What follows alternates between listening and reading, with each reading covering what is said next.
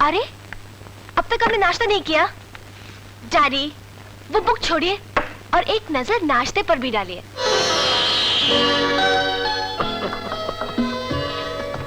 बेटा, अगर मैंने किताब पे से नजर हटा दिया और कोई घोड़ा मेरी नजर बचा के पतली गली से रेस आके जीत गया और वो घोड़ा मैंने नहीं खेला तो मेरा तो नुकसान हो जाएगा ना। डैडी ये बुक छोड़िए और पहले नाश्ता कीजिए। गांठिया लाई क्या? डैडी ये क्या है? ये तो गांठिया ही है, लेकिन बिक्री आज दिन क्या है? संडे। संडे? तो इसका मतलब है संडे को तो विजय अंडे खाने आता है। डैडी आज विजय अंडे नहीं डंडे खाएगा। हाँ समझ गया, तेरा झगड़ा हुआ है उससे, तभी तो तू लाल हरी काली पीली टैक्सी की जैसी होती जा रही है। डैडी मजाक छोड़िए, आज मैं उसे साफ साफ कह देने वाली हूँ कि ना वो मेरे लिए और ना ही मैं उसके लिए।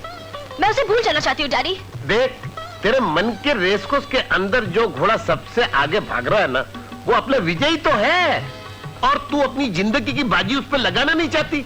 अरे बेटी ऐसा जुल्म मत कर, 50 का भाव है, खेल डाल वो घोड़े पे।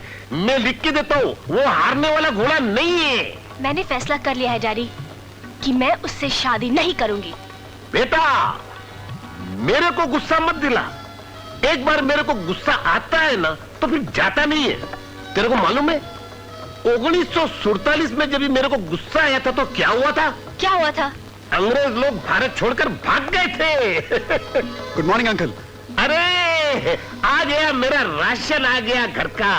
अरे बेटा पहले मेरे को तुम एक बात ये बताओ कि तुम मेरी बेटी से झगड़ा काहे को करते हो? पागल हो गई है ये। अब नाक पे मक्खी बैठने देती नहीं, जब देखो गुस्सा जब देखो गुस्सा, पता नहीं क्या समझती है अपने आप को। डैडी हाँ। इसे कह दो यहाँ से चले जाए। हाँ। क्यों? क्या ये घर तुम्हारे बाप का है? क्या बोलता है? नहीं, मेरा मतलब मेरे अंकल का है ना। हाँ मैं तेरा अंकल है। अंकल है अंकल। देखो मैं तुम्हें शराफत से कहती हूँ यहाँ से निकल जाओ, वरना मजबूरन मुझे अपना सैंडल निकालना पड़ेगा। तो क्या मैं अपने जूते नहीं निकाल सकता? जूते निकालो। मारो मुझे, मारो। मैं क्यों मारूं? लेडीज फर्स्ट, पहले तुम मारो। तुम मारो। तुम मारो। तुम मारो। अरे मार के तो दिखाओ। अरे मारो। देखो ना तो तुम जूता निकालते हो ना तुम सैंडल निकालती हो। मेरे को तो ऐसा लगता है कि मेरे को मेरी चप्पल निकालनी पड़ेगी। बात दरअसल ये है भाई कि ये मेरा घर है। करेक्ट डैड, और इसे कह दीजिए आइंदा इस घर में कदम न रखे और मुझे हमेशा के लिए भूल जाए। देखो भाई आइंदा तुम ये घर में कदम नहीं रखना और मेरी बेटी को हमेशा के लिए भूल जाना। डैडी हाँ। आप इतने डर के क्यों कह रहे हैं? डांटिए इसे। अरे गेट आउट! और आइंदा इस घर में पाँव नहीं रखना, नहीं तो तुम्हारे पाँव का पाए का सूप बनाकर पूरा मोहल्ले वालों को पिला देगा। Very good daddy. ठीक है ठीक है अंकल, मैं तो चला जाता हूँ, लेकिन मेरे यहाँ आने का मकसद कुछ और था। कल रात मैंने सपने में घोड़ों की रेस की। घोड़े?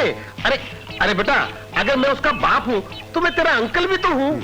अब छोड़ो ना अंकल, अब जाने भी दो। एक तो मैं यहाँ आया आपको बताने कि कल कौन सा घोड़ा जीतेगा। कौन सा घोड़ा, नंबर क्या? अब मैं आपको कुछ नहीं बताऊंगा। अरे बेटा चमड़े की जबान है, थोड़ा सा फिसल गई, माफ कर दे। नहीं बता सकता, इस घर के दरवाजे मेरे लिए बंद हो चुके हैं। दरवाजे बंद होगा तो क्या हुआ? मैं ये दीवार फोड़ के तेरे को अंदर बुला लूंगा। नहीं बेटा मैं तेरे हाथ दबाता हूँ, नहीं। पाँव दबाता हूँ, नहीं। तेरा गला दबाता। नहीं, गला तो मेरी बेटी दबाएगी तेरा, शादी के बाद में। शादी? हाँ? अंकल आप मुझे एक बात बताइए। बोलो बेटा। कि आप अपनी बेटी से इतना डरते क्यों हैं? आप में बिल्कुल अक्ल नहीं। अरे जब ऊपर वाला अक्ल बांट रहा था तब आप कहाँ थे? बेटा मैं तुम्हारे को बुलाने को गया था। बेटा जरा बैठो ना। बेटा तुम मेरे को घोड़े का नंबर बताओ। आप मुझे किचन में जाने देंगे? अरे किचन की कहाँ बात करो, तुम बाथरूम में जाओ ना। लेकिन मेरे को घोड़े का नंबर बताओ। इसका कारण क्या है मालूम? आज तक तुमने मेरे को जितना नंबर बताया है घोड़े का, सट्टे का, मटके का, वो सब आइला है और हमने माल कमाया है। तुम्हारा कभी जजमेंट फेल नहीं हुआ है। मैं किचन से होके आता हूँ, फिर आपको खुल के बताता हूँ। हाँ। हाय जाने मन। तुमने अंदर घुसने की हिम्मत कैसे की? अरे हमने तो तुम्हारे दिल में घुस के अपनी मोहब्बत के झंडे गाड़ दिए, फिर ये किचन क्या चीज है? अरे मेरा बस चले ना, तो मैं अपना दिल निकाल कर इस खोलते हुए तेल में फ्राई कर दूं। तुम क्यों अपने दिल को तकलीफ देती हो? मुझे फेंक दो। देखो, अगर तुम इज्जत से नहीं माने ना, तो मजबूरन मुझे यही करना पड़ेगा। ठीक है, मैं चला जाता हूँ, लेकिन पहले मुझे एक प्यारी प्यारी पप्पी दे दो। Come on, hurry up. Shut up. पप्पी तो तुम ऐसे मांग रहे हो जैसे बाप दादा की कोई जायदाद वापस लेने आए हो तुम। आज से गेट आउट फ्रॉम हियर। तुमने मेरी मस्ती देखी है, मेरी जबरदस्ती नहीं देखी। देखो, अगर तुमने एक कदम भी आगे बढ़ाया ना, तो ये खलता चला दिया। सॉरी विजय, मैं अभी बर्नर लेके नहीं नहीं नहीं नहीं नहीं नहीं, अपने होंठों की बर्नर लगा दो, सब ठीक हो जाएगा।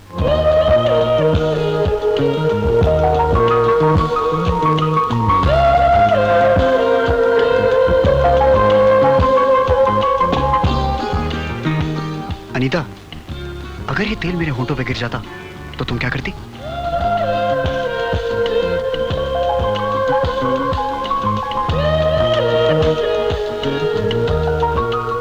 अनीता, अनीता, अनीता, आमिर खान की फिल्म लगी है, चलो देखने चलते। पागल हो गई है क्या? एग्जाम नजदीक आ रही, तुझे पिक्चर देखने की सूझ रही है? मुझे पढ़ाई करनी है, तेरी तरह इस साल मुझे फेल नहीं होना। पागल। You idiot! दिखता नहीं कि अंधा हो गया है तू?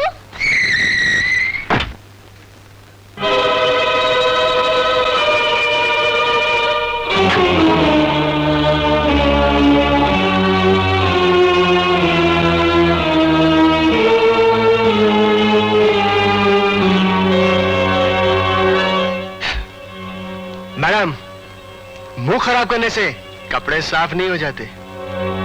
ये लो रुपए, किसी लॉन्ड्री में जाकर अपने कपड़े साफ करा लेना।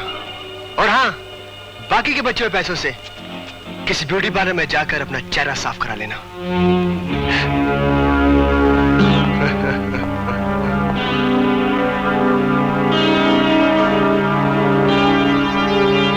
ठहरो।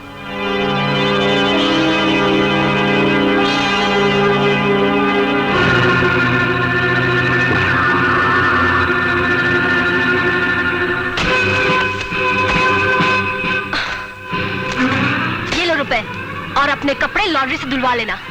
अरे नहीं रे नहीं, मेरे यार लड़कियों पे हाथ नहीं उठाते, लड़कियों की तो इज्जत करते हैं, क्योंकि यहाँ की सारी लड़कियां तुम्हारी बहनें हैं ना। शांति शांति शांत। और मैडम, आपको भी इतना नाराज नहीं होना चाहिए। अगर एक खूबसूरत चेहरे पर एक तिल हो तो उसे नजर नहीं लगती। अच्छा?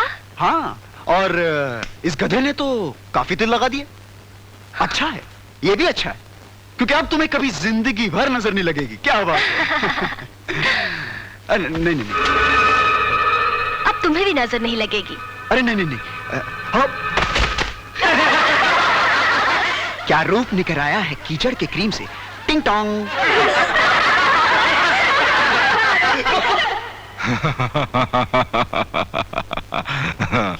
और उस लड़की ने तुम्हें पैसे भी दिए। अरे हिम्मत देखो उस लड़की की कि हमारे बेटे के मुंह पर कीचड़ लगाया, हमारे बेटे पे, और तुमने कुछ नहीं किया। अब करूंगा डैड। उसे अपनी खूबसूरती पे बहुत घमंड है ना, उसके खूबसूरत चेहरे पर तेजाब डालकर मैं उसका घमंड तोड़ डालूंगा। नहीं, जब हम तुम्हारी उम्र के थे तो हम पर भी एक लड़की ने कीचड़ उछाला था। जानते हो हमने उस लड़की के साथ क्या किया था? बदले में उस लड़की से हमने शादी कर ली थी। वो तुम्हारी माँ थी। खूबसूरत लड़की का घमंडी और बहादुर होना हमारे खानदान को शोभा देता है। अब वो लड़की इस घर की बहू बनेगी। सच डैड? हाँ बेटा, लेकिन अब कुछ दिनों के लिए उस लड़की को भूलकर अपनी पढ़ाई में ध्यान दो। एग्जाम नजदीक आ रहे हैं। हर साल की तरह इस साल भी फर्स्ट आना है तुम्हें। Okay dad.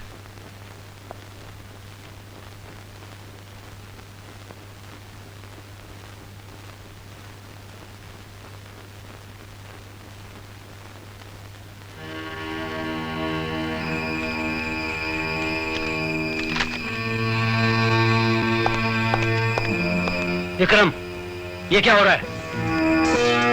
देखते नहीं, कॉपी कर रहा हूं।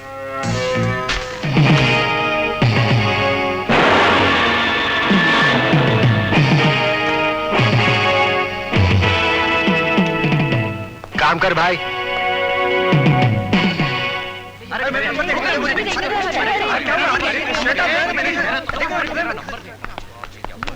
विजय, विजय, तुम पास हो गए।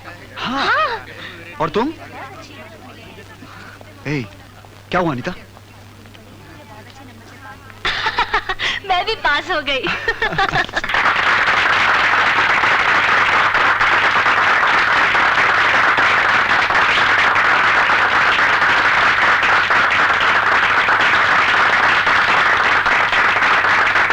मैं मैनेजमेंट, स्टाफ मेंबर्स और स्टूडेंट्स की तरफ से संग्राम साहब का स्वागत करता हूं। संग्राम साहब इस शहर की महान हस्ती हैं। इनकी जितनी भी तारीफ की जाए वो कम है, और मैं सोचता हूं कि मेरे पास इनकी तारीफ के लिए अल्फाज ही नहीं है। बहुत ही खुशकिस्मत है अच्छे मार्क्स लेने वाले वो स्टूडेंट्स जो संग्राम साहब के हाथों आज इनामात लेंगे। मैं सबसे पहले आवाज देता हूं अपने कॉलेज के काबिल और होनहार स्टूडेंट को, जिसने फर्स्ट आकर हमारे कॉलेज का ही नहीं संग्राम साहब का भी नाम रोशन किया है, और वो स्टूडेंट है Vikram Singh.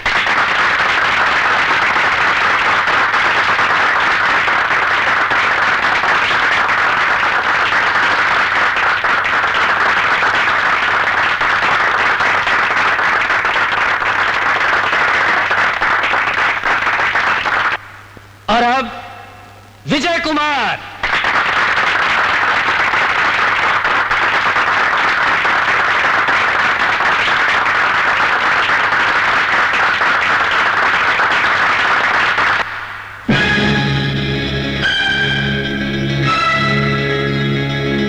Dear friends, mister संग्राम सिंह, जिन्हें लोग सांगा साहब के नाम से भी जानते हैं, इस शहर की महान हस्ती, हमारे कॉलेज के कर्ता धर्ता हैं। ये बड़े ही अदब के साथ इनका सम्मान किया जाता है, बड़ी इज्जत दी जाती है इन्हें।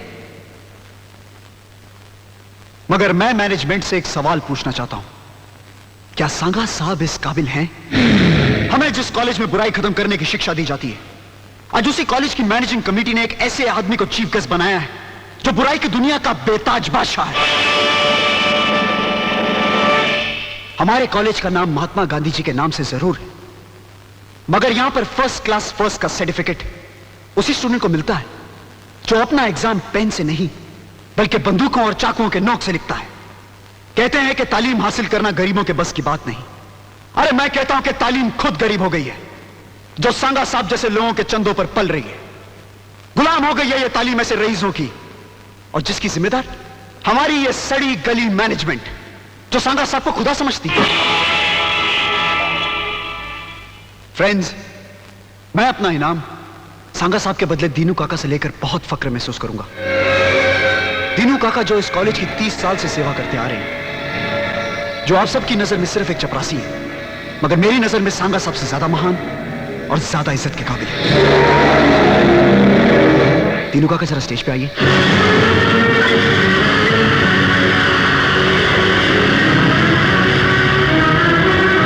दीनू काका, हाँ चलिए दीनू काका।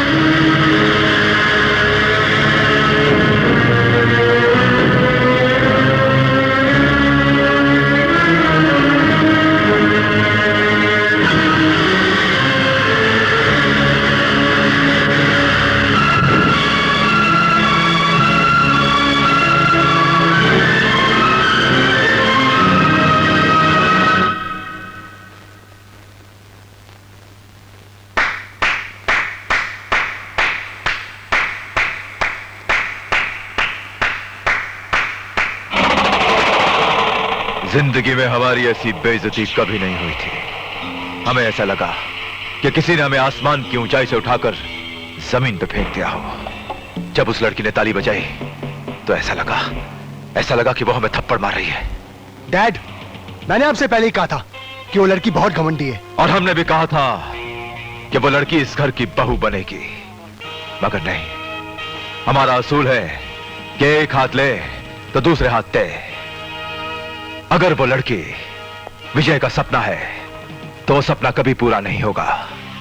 उस लड़की ने हम पर ताली बजाई है ना, अब दुनिया उस पर ताली बजाएगी और उस पर थूकेगी भी। और रहा सवाल विजय का, तो वो अपनी डिग्री लिए रास्ते में भीख मांगता हुआ नजर आएगा। तुम देखना विक्की, मैं उन दोनों की क्या हालत करता।